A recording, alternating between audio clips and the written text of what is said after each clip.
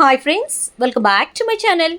Friends, మీరు మా ఛానల్ని ఇప్పుడే విజిట్ చేస్తున్నట్లయితే సబ్స్క్రైబ్ బటన్ మీద ప్రెస్ చేయండి. అలాగే పక్కనే ఉన్న బెల్ ఐకాన్లో ఆల్ ట్యాప్ చేయండి.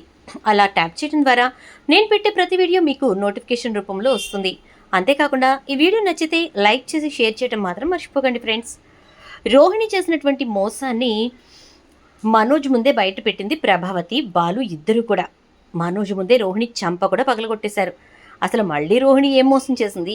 అసలు బాలుకి ఇంకా ప్రభావతికి ఎలా తెలిసింది? మరి మనోజ్ రోహిణి చెంప పగలగొట్టినప్పుడు ఏమనలేదా? ఇదంతా కూడా ఈ వీడియోలో చూసేద్దాం. ఎక్కడ వీడియోని స్కిప్ చేయకండి, చివరి వరకు చూడండి. అండ్ ఈ వీడియోలో నేనైతే ఒక మంచి జ్యువెలరీ సెట్ మీకోసం తీసుకొచ్చాను. ఆ జ్యువెలరీ సెట్ చూసి ఎలా ఉందో తప్పకుండా కామెంట్ చేయండి.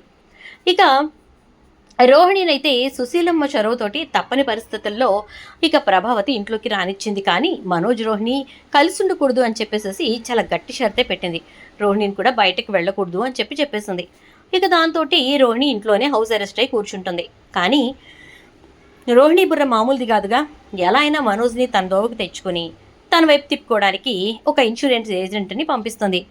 మేడం, మీకోసం ఆలోచించి మీకే హెల్త్ ఇన్సూరెన్స్ కట్టారు, ఆవిడ తన కోసం కూడా హెల్త్ ఇన్సూరెన్స్ కట్టుకోలేదు అని చెప్పిస్తుంది. అలాగే ఒక పూజారి గారిని పంపించి మీ ఆరోగ్యం కోసం అమ్మాయి పూజ చేయించింది, విభూతి తీసుకొచ్చాను అని చెప్పిస్తుంది.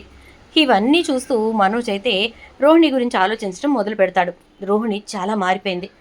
నిజంగానే తన మనసులో అయితే ప్రేమ ఉంది, కానీ ఎక్కడ నన్ను వదులుకోవాల్సి వస్తుందో అనే భయంతో రోహిణి ఇదంతా చేసింది అని ఆలోచించడం మొదలు పెడతాడు. ఇంటికి వెళ్ళిన తర్వాత ఇక రోహిణితో మాట్లాడదాం, అమ్మకు తెలియకుండా మాట్లాడదాం, బాధపడుతుంది అమ్మ మళ్ళీ అనేసి అనుకుంటూ ఇక మనోజ్ అయితే మనసులో ఆలోచించుకుంటాడు. ఇక అలా ఆలోచించుకుని ఇంటికి బయలుదేరతాడు. ఇంటికి బయలుదేరిన తర్వాత ఇక ఇంటి దగ్గరికి వెళ్ళాక ప్రభావతి అయితే మనోజ్ వంక చూస్తూ, ఏరా ఏంటి ఈరోజు ఏం చేసావు అని అంటే, అకౌంట్స్ అన్నీ పెండింగ్ ఉన్నాయమ్మా అంటాడు. అకౌంట్స్ పెండింగ్ ఉంటే రవిగాడినో శృతినో ఎవరినో ఒకరిని చూస్తారు, అంతేకాని నువ్వు దాన్ని మాత్రం మళ్ళీ ఆ షాప్లోకి అడుగు పెట్టించుకో.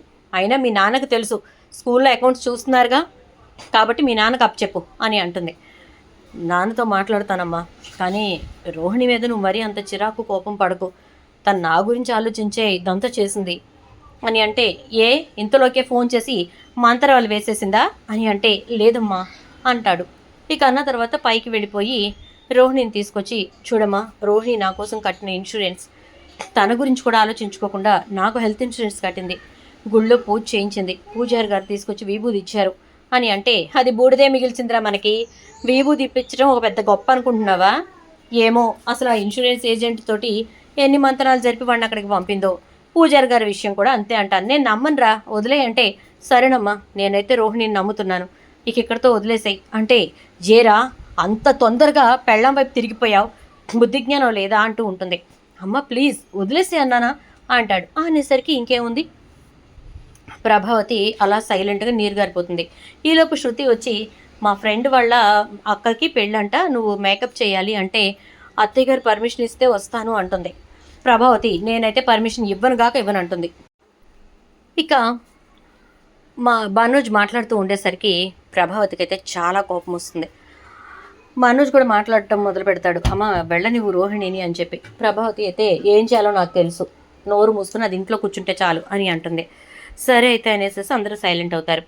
రోహిణి పద మనం భోంచేద్దాం అంటే, నేను మీకు మాత్రమే వంట చేశాను అంటుంది మీనా.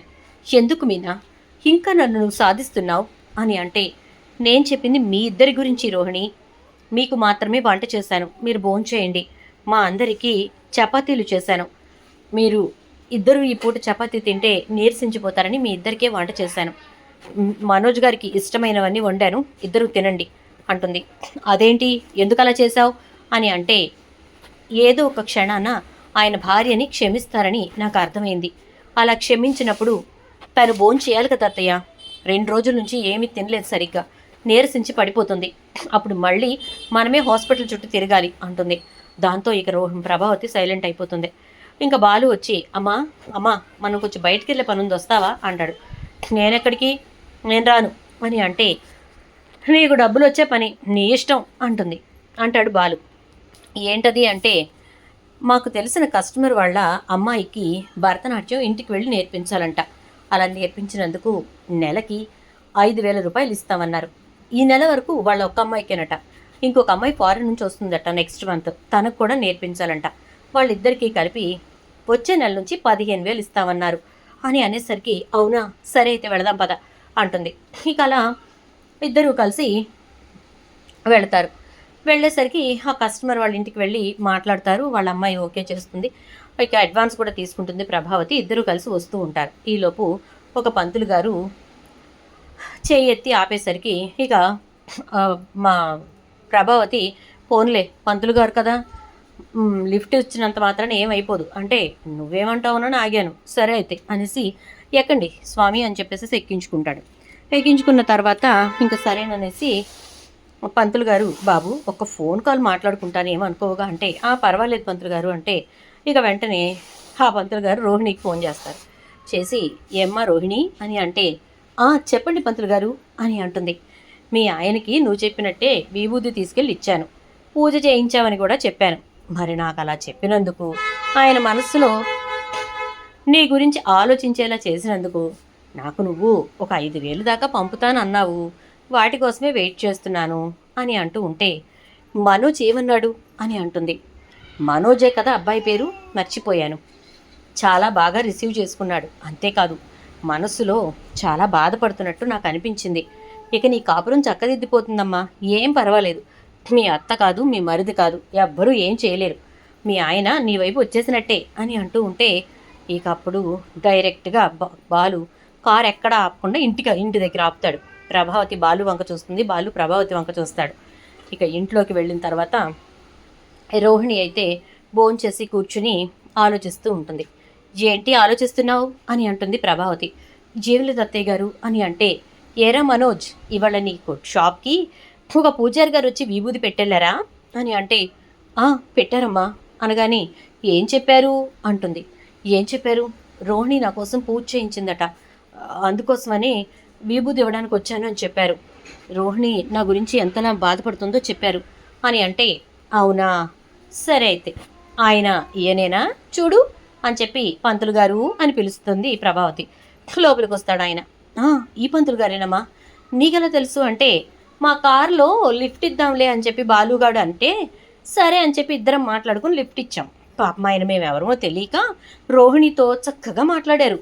నువ్వు చెప్పినట్టే వెళ్ళి నేను ఆయనకి చెప్పాల్సింది చెప్పానమ్మా, ఆయన మనసు మారిపోయింది, చాలా చక్కగా నీ కాపురం చక్కదిద్దేశాము, డబ్బులు పంపించు అంటే 5,000 రూపాయలు మేడం గారు ఇందాకే ఫోన్పే చేశారు, చూపించమను అని అంటే, ఫోన్ ఏది రోహిణి అని అంటాడు. అనేసరికి ఇక ఫోన్పే చూపిస్తుంది.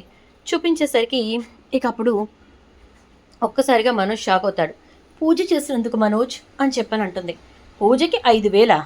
ఏం మాట్లాడుతున్నావు రోహిణి అని అంటూ, ఈ 5,000 ఎవరికి పంపించావు, ఈ నెంబర్ ఎక్కడో చూసినట్టుంది అని అంటూ గబగబా తన దగ్గర ఉన్నటువంటి ఫైల్ని ఓపెన్ చేసి చూస్తాడు. దాని మీద నా నెంబర్ ఉంది చూడండి అని చెప్పి ఏజెంట్ చెప్పిన మాట గుర్తొస్తుంది. అది చూసి, ఇది ఏజెంట్ గారి నెంబరు, హోహో వీడు కూడా అదే బాపదా అని అంటాడు మనోజ్. అది దీని నాటకాలు ఇది అంటూ ప్రభావతి చెంపలు వాయించేస్తుంది. బాలు అయితే కొట్టబోయి ఛీ అని చెప్పని అంటూ పక్కకు వచ్చేస్తాడు. ఇక మనోజ్, నీలాంటి దాన్ని నిజంగా ఏం చేయాలో కూడా నాకు అర్థం కావట్లేదు రోహిణి, నిన్ను నమ్మి పోనీలే అనుకుని రావడం తప్పైపోయింది, అలా ఆలోచించేలా కూడా నువ్వు చేయగలిగావంటే నువ్వు మామూలు దానివి కాదు అని అంటాడు మనోజ్. మనోజ్ దయచేసి అలా మాట్లాడుకు మనోజ్, నేను చేసింది తప్పే అంటూ ఉంటుంది. ఏంటా తప్పు అనే మాటకు అంతం పంతం ఉండదా ఏంటి? ఇక ఏటెళ్ల కాలం తప్పులు చేసుకుంటూనే వెళ్తావా? నువ్వు చేసే తప్పులని నేను భరిస్తూ కూర్చోవాలా? ఛీ నీలాంటి దాన్ని అని అంటాడు మనోజ్. దాంతో ఇక మా రోహిణి అయితే, దయచేసి నన్ను క్షమించు మనోజ్, ఇంకెప్పుడు ఇలాంటివి చెయ్యను ప్లీజ్ అంటూ ఉంటే, నా దరిదాపుల్లో కూడా ఉండకు చిచ్చి అంటూ వెళ్ళిపోతాడు. చూద్దాం ఏం జరుగుతుందో. వీడియో నచ్చితే లైక్ చేసి షేర్ చేయండి, ఛానల్ సబ్స్క్రైబ్ చేసి పక్కనే బెల్ ఐకాన్లో ఆల్ ట్యాప్ చేయండి.